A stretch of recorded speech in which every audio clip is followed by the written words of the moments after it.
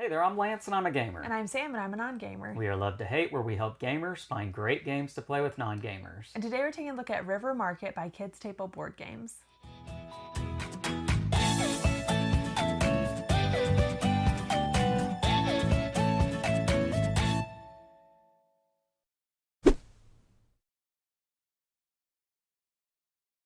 River Market is the latest game from designer Roberta Taylor, and this is the next entry in the Creature Comforts line of games from Roberta and Kids Table Board Games. And it's got the same artwork that you're familiar with if you know the Creature Comfort games. Now this one is going to be the lightest, easiest point of entry in the Creature Comfort games. This is also going to be the quickest game. What you'll be doing in this one, you'll have a starting line of cards, a rondel of cards, and you're going to be moving around those cards using cards in your hand that are going to be multi-use cards. More often than not, you'll be using those cards to discard to move a certain number of spaces around the rondel, around the river.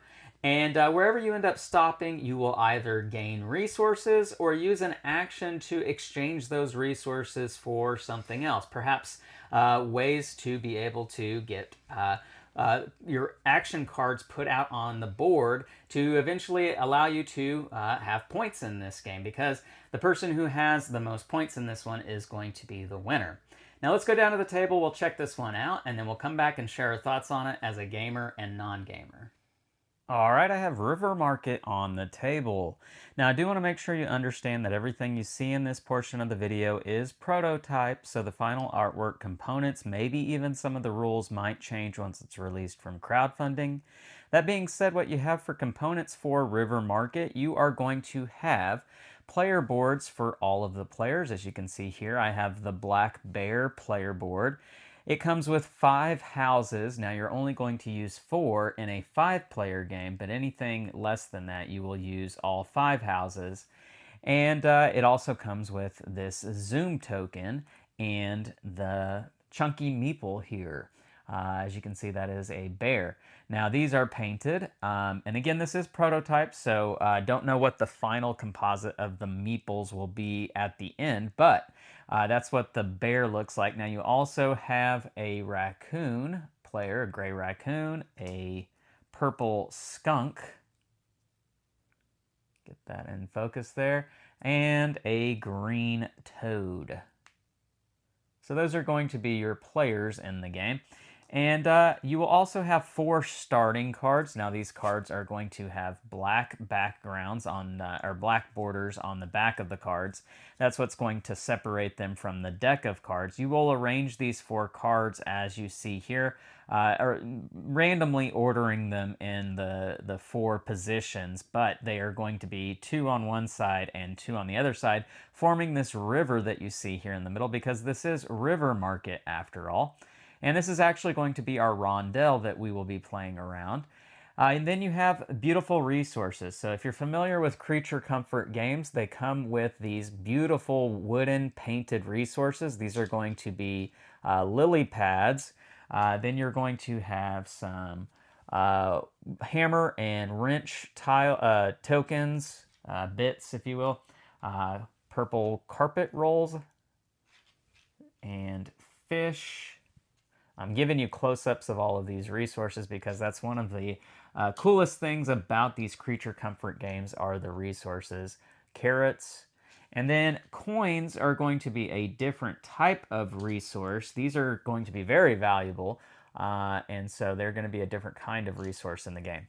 And then obviously you have the cards. Now the cards are going to be in a deck, and I'm going to show you a few of the cards to get an idea of what kind of cards are in the game.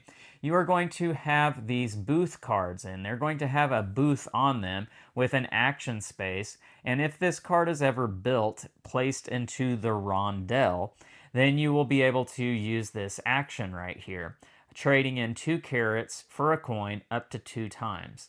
And so that's what this card is going to let you do. Now, if you don't want to build the soup hut, you can discard it and you will be able to move around the rondel a number of spaces. And we'll come back to that here in just a second. all the cards are going to let you do that. Discard it to move a number of spaces. So these are booths, and then you have employees, and they're going to have this blue background on the bottom part of the card.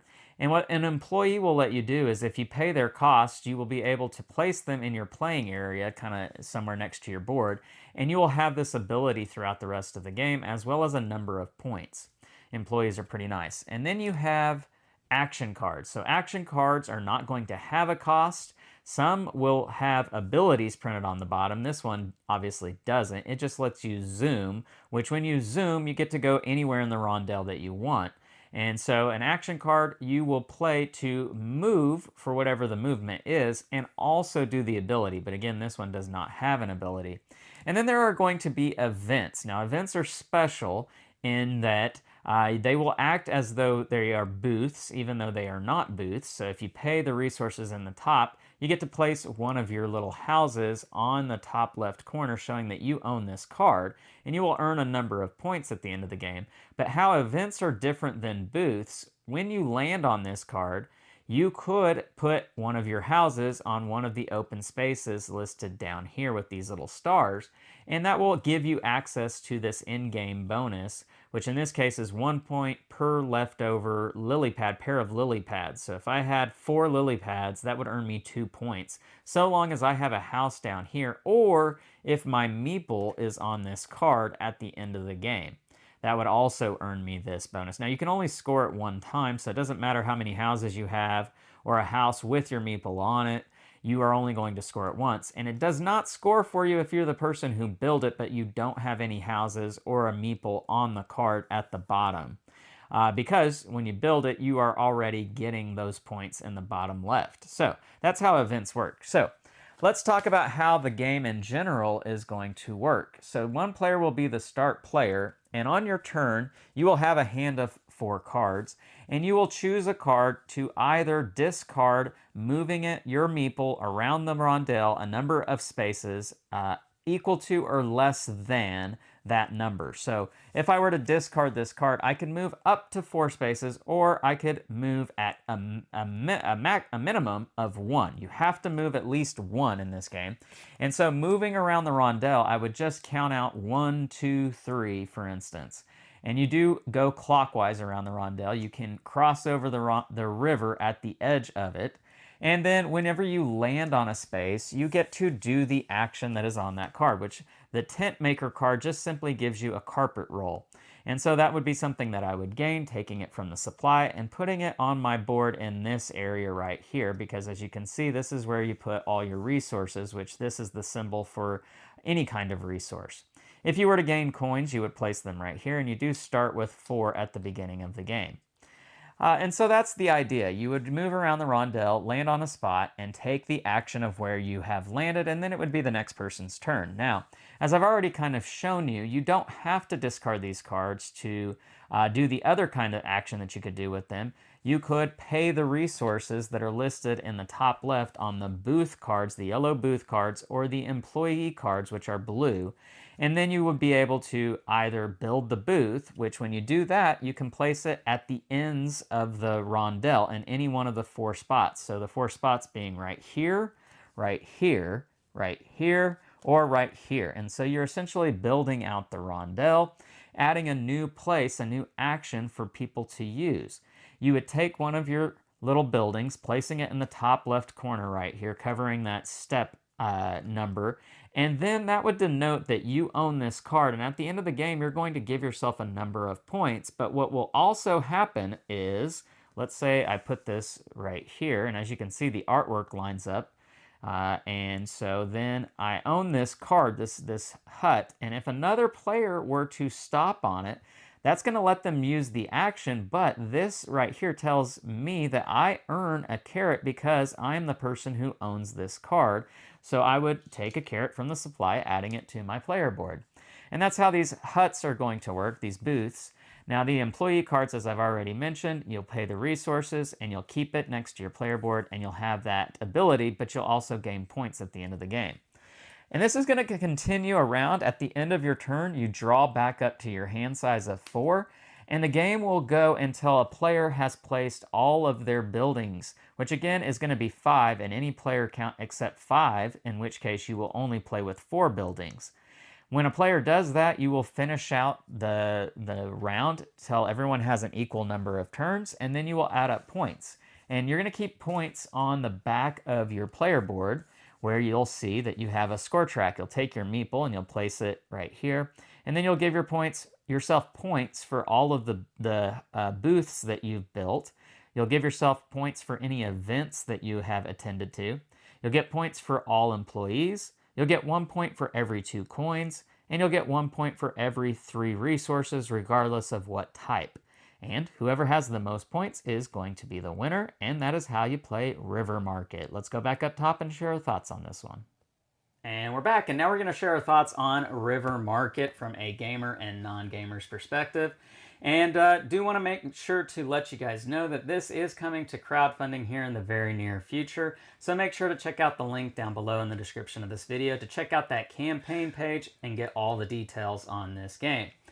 So Sam, we have played the Creature Comfort games and have enjoyed them very much. Yeah. We like a lot of the games that Roberta puts out.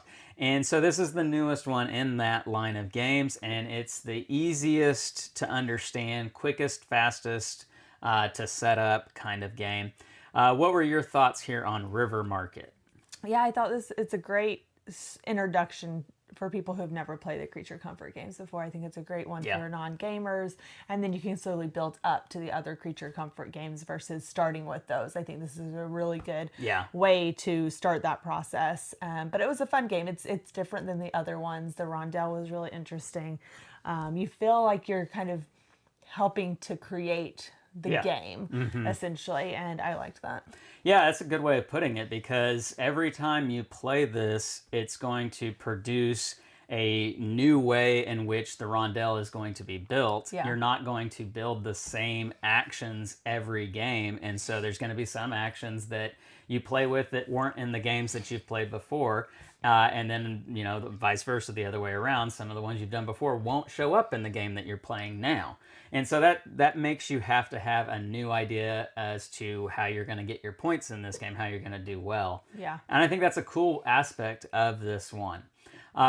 It is very easy to set up as opposed to maybe some of the other Creature Comfort games. It still has all the nice little bits that you know from kids' table board games, the colored resources, wooden painted resources that are really nice and thematic, still has that, but the rest of the components are stripped away. You just have those bits and the cards. And that's a really nice thing in order to just set this up, and you can play it pretty much anywhere, right? And the rules are pretty clear too. You just use those cards to either, move yourself around the rondel or build those buildings and put your little house on there. What was it like for you, being a non-gamer, to kind of navigate and figure out how to do well in this game? I mean, it's pretty visual to see everything. I think at the beginning you're wondering, how you have to slowly build your bag a little bit, like figure out what you need to continue. And I think it's kind of hard to start at the beginning to figure out what's my gameplay here. But it's very easy to navigate and to keep moving forward, and slowly you start getting better and better at it. Yeah, and I think kind of building off of what you said there, one thing I noticed in the game is that everybody sort of is going through that same experience, kind of at the same time. Because you'll go around the rondel a handful of times, and not much is happening except gaining those resources, and then it sort of happens all at the same time. I build something, you build something, he builds something, and then the rondel is really big, and it's like, oh my goodness, now there's all these things you can do. And so that's kind of an exciting build-up with the game. Pretty cool way that happens and unfolds. And then that makes the endings really exciting too, because you're racing to be the person who gets your last building out there. That's a pretty fun part of the game as well.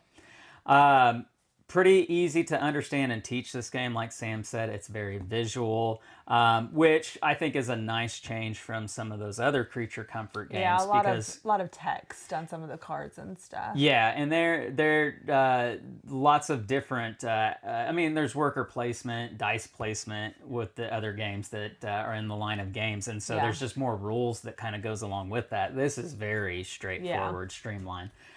So yeah, that's a nice change up with the direction of games with this one. Someone there? No, it's a cat. Oh, okay. So all in all, this is a very nice entry into the line of creature comfort games. One that you would recommend playing with non-gamers? Yes, absolutely. I would agree with that wholeheartedly. We do have one other thing that we're going to show you in this video, and that is going to be Seashells. This is another game from Kids Table Board Games. Now, Seashells is going to be available in the River Market campaign as an add-on option. Now, this is going to be a small little game in which you are going to have lots of more wooden colored bits, and they're going to be randomly organized onto the playing surface in this game. And this is going to be a game in which you are going to be moving the bucket in a row or column, taking different objects off of the main board, placing them on your board, and hopefully trying to match colors or match shapes for most points in this game. You want to be clever about how you do that. It's a pretty straightforward game. Pretty fun though, and I love the theme of it being a beach kind of theme, because everything in this game looks very beachy, if that's a word. And it plays nice, fast. It's a smooth, kind of peaceful kind of game. What did you think of Seashells, real quick, Sam? I thought it was really good.